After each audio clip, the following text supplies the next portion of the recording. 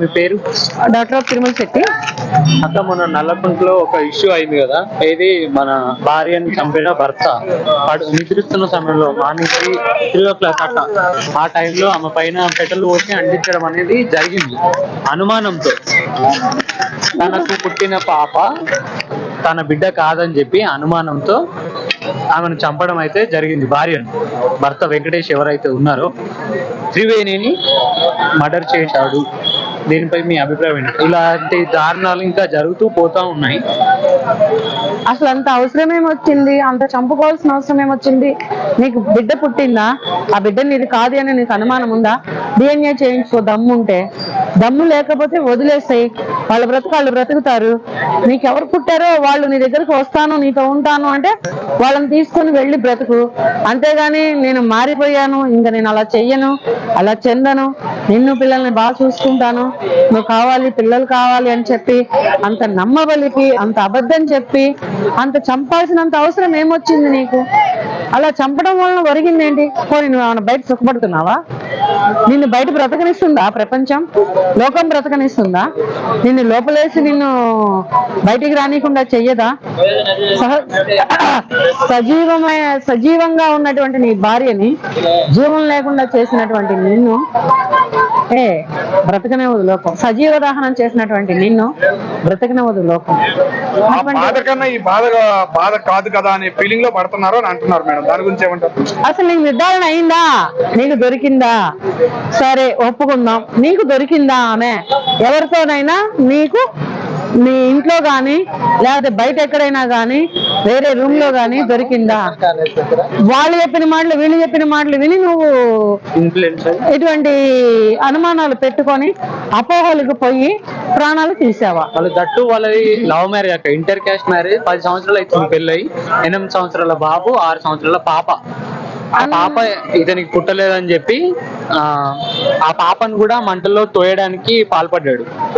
మనిషిగా నువ్వు లేకపోతే ఇంకేమైనా? అంతటి పసిదానిని చంపడానికి నీకు చేతులు ఎలా వచ్చాయి? అసలు నీకు మానవత్వం అనేది ఉందా?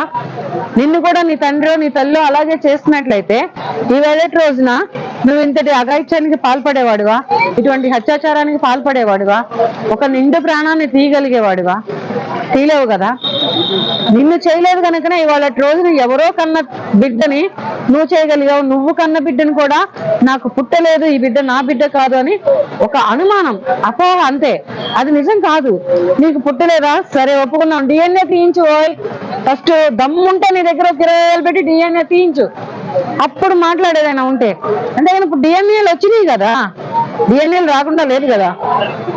అయినా లవ్ మ్యారేజ్ చేసుకొని అంత ఇష్టపడి చేసుకొని పెళ్లి చేసుకొని చక్కగా కాపురం చేసి 2 పిల్లలకి తల్లిదండ్రులు అయ్యి చక్కగా లైఫ్ లీడ్ చేసుకుంటున్నటువంటి నీ లైఫ్ లో ఇటువంటి చిచ్చు పెట్టింది ఎవరు? ఇటువంటి అనుమానం కలిగేలా చేసింది ఎవరు?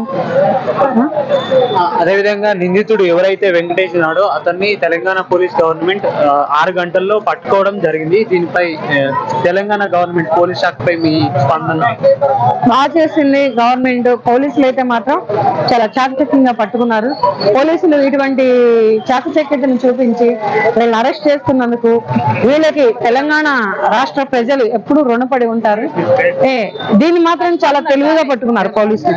నేను చంపలేదు, నేను చేయలేదు, నేను చెందలేదని డ్రామాలు చేయకుండా స్విచ్ ఆఫ్ చేశాడంటే వాడు చూడండి అంత తెలివిగా ఉన్నాడు. వీళ్ళు డ్రామాలు చేస్తున్న వాళ్ళని కూడా వీళ్ళే తెలియగలంటే వీళ్ళని మించిన వాళ్ళు అయ్యారు పోలీసులు. ఈ మధ్య పోలీసులకి ఒక హ్యాట్సాప్ కొట్టుకోవాలి, ఒక సెల్యూట్ కూడా కొట్టుకోవాలి. ఎందుకంటే పోలీసులు అంత తెలివి తక్కువగా లేరు ఇప్పుడు. చాలా అంటే చాలా చాకచక్యంగా కేసుల్ని పట్టుకోవడం, కేసుల్ని తొందరగా నిందితులను తొందరగా పట్టుకొని తొందరగా కోర్టులలో సబ్మిట్ చేస్తున్నారు. ఇప్పటి రోజుల్లో ఇలాంటి సంఘటనలు అనేవి చాలా దారుణంగా జరుగుతూనే ఉన్నాయి. ఇంకా కూడా నేటి మన వచ్చే భావితరాలకు ఎటువంటి మెసేజ్ ఇస్తున్నాయి ఇట్లాంటివి అన్ని కలిపి? ప్రేమించడం ఎందుకు, పెళ్లి చేసుకోవడం ఎందుకు, తర్వాత చంపుకోవడం ఎందుకు? డాక్టర్ అంట అతను, ఎవరు ఒక అతను చక్కగా డాక్టర్ చేసుకుంటే ఇద్దరు చక్కగా బ్రతకొచ్చు అని చెప్పేసి పెళ్లి చేసుకున్నాడంట. ఇది లైవ్. మార్నింగ్ నాతో మాట్లాడాడు అతను. అమ్మాయి గుంటూరులో తినాలంట, గుంటూరు జిల్లా అంట, అబ్బాయి తెలంగాణ అంట. 7 లక్షల కట్నం ఇచ్చి పెళ్లి చేశారంట. అంతా బానే ఉంది. ఆ అమ్మాయి అలా కాపురానికి రాలేదు, ఇలా ఇంట్లో ఉండలేదు, వెళ్ళిపోయింది, ఇంటికి వెళ్ళిపోయింది. నాకు విడాకులు కావాలని అడ్డం తిరిగింది. కారణం ఏంటి? ఇంకా నేను ఒక మాట అన్నా, నాకు వాళ్ళు లైవ్ లో చదివారే బాబు ఇంక నిన్ను చంపలేదు సంతోషపడరా, ఇంకా బతకనిచ్చింది వెళ్ళిపోయి నాకు విడాకులు కావాలని అడిగింది సంతోషపడు, ప్రాణంతో ఉన్నావు, ఇంకా నీ ప్రాణం నీకు నీ అమ్మకి నువ్వు కొడుగ్గా ఇంకా దక్కున్నావు, ఇంకా సంతోషపడు, కావాలంటే విడాకులు ఇచ్చే, లేకపోతే విడాకులు ఇవ్వనని అడ్డం తిరుగు, ఏం చేశానని నీకు విడాకులు ఇవ్వాలి, ఏం చేయలేదని విడాకులు ఇవ్వాలని అడ్డం తిరగమని చెప్పాను. వాడు బోరుని మొత్తుకుంటున్నాడు నేను మాట్లాడుతున్న మాటలు, నేను చేస్తున్నటువంటి వీడియోలు చూసి. వాడు ఎంత నా దగ్గరకు వచ్చి ఇలా మాట్లాడితే నాకు కూడా భలే బాధేసింది. అటువంటి సంఘటనలు జరుగుతున్నాయి. ఇదిలా ఉంటే ఇంకొకటి జరిగింది, భర్తను భార్య చంపేసింది. ప్రియుడితో కలిసి మొన్న జరిగిన మేడిపల్లిలో జరిగిన సంఘటన ఇది. ప్రియుడు కూలి అతనితో కలిసి భర్తను చంపేయడం అనేది జరిగింది, తునితో ఉరేసి. దీనిపై ఇలాంటి సంఘటనలు జరుగుతాయి. అతనికి ఏముంది, ఈడు కూలోడు ఎక్కడ నచ్చాడు, భర్త ఎక్కడ నచ్చలేదు అంటే భర్తకు ప్రాపర్టీస్ ఏమైనా ఉన్నాయా మరి? ఉన్నాయి, ఒక 5 crores దాకా, 5 కోట్ల వరకు. అబ్బా 5 CR ప్రాపర్టీ ఏమన్నా భర్తను చంపి కూలి పని పోయిందా? అబ్బా ఏ సమాజంలో నాయన భర్త దగ్గర లేనిదేంటి, వాడి దగ్గర ఉన్నదేంటి, నా కూలోడు కావాల్సి వచ్చాడా నీ బతుక్కి? 5 కోట్లు, అబ్బా 5 కోట్ల ప్రాపర్టీ ఉన్న భర్త వదిలేసేసి నువ్వు వాడెంబడే వాడెంబడే పడి వాడి కోసం భర్తను చంపావంటే నిన్ను మాత్రం లైఫ్ లాంగ్ కాళ్ళు చెయ్యి తీసి బయటపడేయాలి. అదే ఆయన భర్త చనిపోయినా కూడా పక్కకు ఉన్నప్పుడు భర్త శవాన్ని పక్కకు పెట్టుకొని ఆమె ప్రియుడితో కలిసి షాపింగ్ వెళ్ళడం అనేది జరిగింది. ఎటుపోతుంది సమాజం, ఏమైపోతుంది ఈ లోకం? ఎటువంటి మెసేజ్లు ఇస్తుంది సమాజానికి మహిళా లోకం? ఎందుకింత అక్కడ చూస్తేనేమో వాడు పెట్రోల్ పోసి తగిలిపెట్టాడు భార్య మీద అనుమానంతో, ఇక్కడ చూస్తేనేమో ఈమె కూలి పనుడి కోసం భర్తని, కట్టుకున్న భర్తని, 5 కోట్ల ప్రాపర్టీ ఉన్న భర్తని చంపి దుర్మార్గానికి పాల్పడింది. నిన్ను వదలరు, వాదన్ని వదలరుగా, సుఖపడేది లేదు, జైలుకు పోవాల్సిందే. చెప్పా మరి 5 కోట్లు నీకు ఇస్తారా? భర్త చనిపోతే నీకు రావచ్చేమో పెళ్లి చేసుకున్నావు కనుక, కానీ 5 కోట్లలో ₹1 నీకు వస్తుందా? నీ ప్రియుడికి వస్తుందా? అంటే ఇది చచ్చిపోతే నా ప్రియుడు నేను కలిపి చట్టపట్టాలు వేసుకొని హ్యాపీగా 5 కోట్లు ఎంజాయ్ చేద్దాం అనుకున్నావా? ఇంత అమాయకంగా ఎక్కడ ఉంటున్నారు అసలు మహిళలు? పోలీసులు పెట్టుకొని 4 బీకి థర్డ్ డిగ్రీ అని ఒక డిగ్రీ ఉంటుంది, అది పెట్టారంటే మొత్తం బయటకు వస్తాయి. అసలు మనిషివేనా నువ్వు? ఇటువంటి మరి నువ్వు పెట్టుకుంటే పెట్టుకోవాడిని, తెలిస్తే వదిలే, తెలియకపోయినా వదిలే. నీకు ఇష్టం ఉంటే కలిసి ఉండు భర్తతో, ఇష్టం లేకపోతే వదిలేసే. ఈయన తీసుకొని వెళ్ళిపో. సంపడం మరి ఘోరంగా సంపకపోతే ఆస్తి రావద్దు, చంపింది అనుకో ఆస్తి వచ్చింది కదా, ఆస్తి పెట్టుకొని కోర్టులను మేనేజ్ చేసి వీటితో ఉందాం అనుకోండి. కానీ అవతల ఆ అబ్బాయి తల్లిదండ్రులు ఊరుకోరు, నీ కడుపును పుట్టిన బిడ్డలు ఊరుకోరు, సమాజం నిన్ను హర్షించదు, నలుగురు కూడా నిన్ను మెచ్చరు. నువ్వు లోపలే, నీతో పాటు నీ ప్రియుడు లోపలే, నీ పిల్లలు అనాథలు అయిపోయారు. ఉంటే నీకంటూ పిల్లలు ఉంటే నీ పిల్లలు అనాథలు అయిపోయారు. ఇంకా నీ బ్రతుకు ఏం చేసుకుంటావు? లోపల చెప్పకూడదు, తింటూ రాళ్లు కొట్టుకుంటూ బ్రతకాల్సిందే. 5 కోట్ల ఆస్తిపరుడైనటువంటి భర్తను చంపిన ఘనత నీకే దక్కింది. ఎవడో కూలి పనుడు. పిల్లలు ఉన్నాడు, ఒక బాబు ఉన్నాడు. బాబుని వాళ్ళ సిస్టర్ దగ్గరికి దత్తత కని ఇవ్వడం జరిగింది. ఎందుకంటే ఇప్పుడు భర్త చనిపోతే ఆస్తి ఆటోమేటిక్ గా ఈమెకి వస్తుంది కదా, అలాగే ఇప్పుడు కొడుకుని కూడా వాళ్ళ అక్కకి ఇవ్వడం జరిగింది.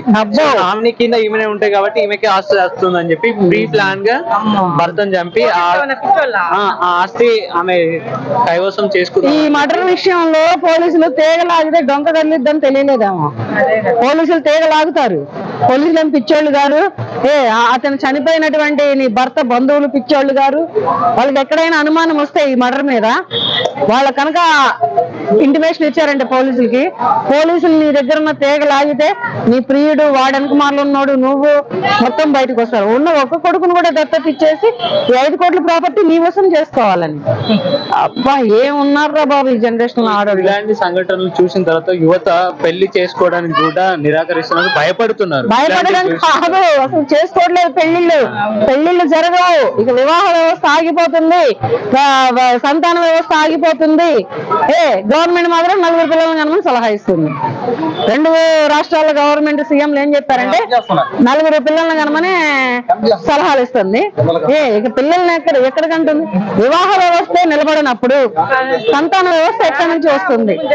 సంతాన ఉత్పత్తి అనేది ఎక్కడి నుంచి వస్తుంది? రాదు కదా. అది ఇలాంటి సంఘటనలు కానీ ఘోరాలు కానీ జరగకుండా ఉండాలంటే గవర్నమెంట్ ఎటువంటి చర్యలు తీసుకోవాలి? గవర్నమెంట్ ఏం చేసింది? గవర్నమెంట్ చెప్పి చేస్తున్నారా వీళ్ళు?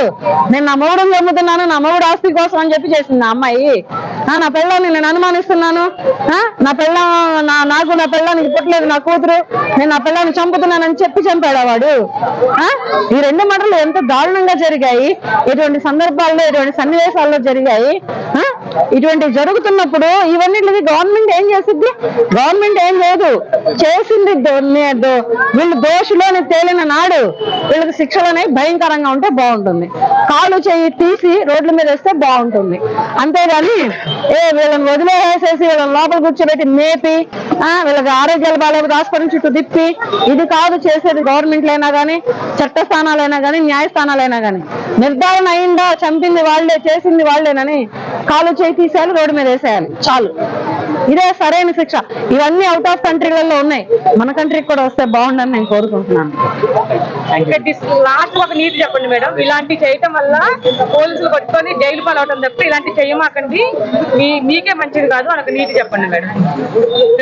దానికి నేను అర్హురాలను కాను.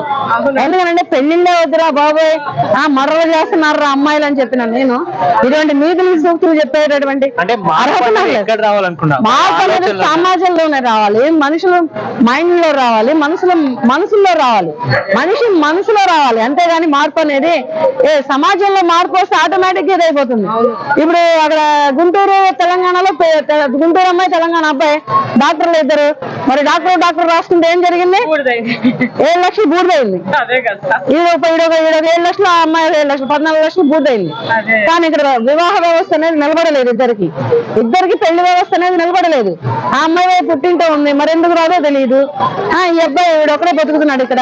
వీళ్ళ అమ్మాయి ఈ తతంగాలు ఇవన్నీ చూసి ఆ అబ్బాయి వాళ్ళ అమ్మ ఎడిపోయిందో తెలియదు, ఫిక్స్ అయిపోయిందామా. చదువులు కాదు, పెంచుతున్న పెంపకం, మారుతున్న మైండ్లు, ఆలోచిస్తున్న ఆలోచనలు, బ్రతుకుతున్న బ్రతుకులు. అంతేగాని తల్లిదండ్రులలో మార్పు వస్తే పిల్లలు వాళ్ళే మారుతారు.